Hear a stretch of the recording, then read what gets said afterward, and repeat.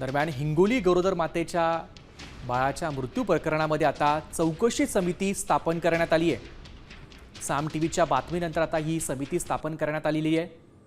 चौकशी अहवाल प्राप्त होताच त्यावर कारवाई करू असं आरोग्यमंत्र्यांनी आता म्हटलंय।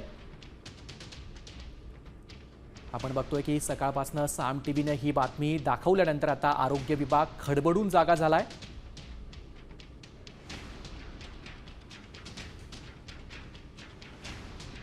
ताटकळत ठेवण्याचा प्रकार पुढे आलेला होता आणि यानंतर त्या महिलेच्या बाळाचा मृत्यू देखील झालेला होता। ही बातमी साम टीव्हीने दाखवल्यानंतर आता आरोग्य विभागाने या संदर्भामध्ये कारवाई सुरू केलेली आहे। सर, नेमका काय प्रकार घडलेला होता आणि चौकशी समिती स्थापन झालेली आहे का? प्राथमिक आरोग्य केंद्र जवळा बाजार येथे जे काही रुग्णवाहिका नसल्यामुळे जे काही बाळाचं जे काही घटना घडलेली आहे या संदर्भात मी स्वतः प्राथमिक आरोग्य केंद्र जवळा येथे बाजार येथे स्वतः भेट देऊन ह्या प्रकरणामध्ये ॲम्ब्युलन्स ही डिझेल अभावी बंद नव्हती मी स्वतः खात्री केलेली आहे।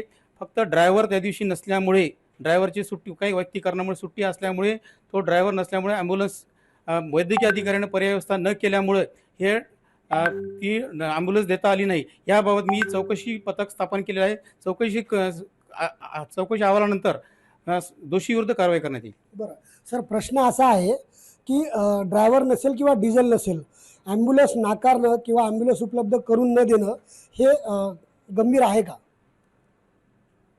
अत्यावश्यक परिस्थितीत कुठल्याही रुग्णाला सेवा देणं हे बंधनकारक आहे। ॲम्ब्युलन्स कोणालाही नाकारता येत नाही। ॲम्ब्युलन्स जर ह्या पर्याय व्यवस्था न करून ॲम्ब्युलन्स